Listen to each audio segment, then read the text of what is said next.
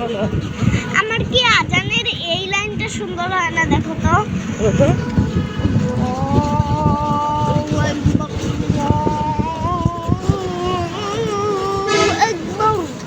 হ্যাঁ সুন্দর হচ্ছে তো। কেন? তাহলে আপনি কি বলে জানো?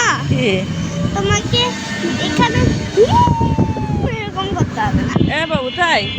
ও আমাকে যখন শুনেছিল তখন এরকম করতে হয়েছিল কাকা আমার দিকে। হ্যাঁ এই জন্য ঝড়া লেগেছিল।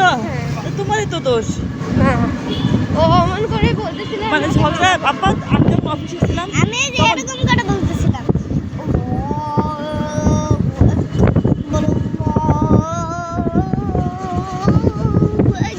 মাশাআল্লাহ সুন্দর হচ্ছে। ছেড়ে বলতেছে তখন আব্বা তখন আমি যখন অফিসে ছিলাম দুইজনে যে ঝগড়া লেগেছিল টপিকে এটা ছিল। হ্যাঁ ও আমাকে হ্যাঁ তোমার তো সুন্দর হয়েছিল বাবু। সবসময় ভাইয়ের দোষ। হ্যাঁ না এরকম করবা না। আরে আমার কথা আজানও সুন্দরভাবে দিতে আরে পারছি। এখন আমার কথা শোনো। সব কি আমার আর আপনির দোষ? তোমাদের কোনো দোষ নেই তো? আমি যে সবসময় বলে তুমি ওর কাছে রেখে যাও না আমাকে, ও আমাকে মারে, তখন যে এখন বিশ্বাস হলো না ও আমাকে মারে। এখন তো বিশ্বাস হলো এই যে ও তো আমাকে তখন এই কথা বলেনি। যখন আমাকে নিয়ে যাবে, যদি আম্মু না থেকে অফিসে যদি নিয়ে যেয়ে আবার দুপুরবেলা লাঞ্চ টাইমে এসে আমাকে দেখে যাবাই না, আবার নিয়ে যাবা। পাপা যদি আসে পাপা আমাকে অফিস থেকে নিয়ে বাসায়।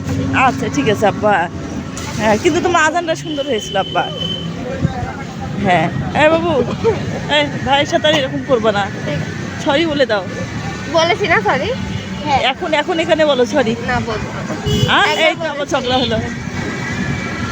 আব্বা সুন্দর হয়েছে আমি বলেছি তোমার আজান ভিডিওর সামনে জানা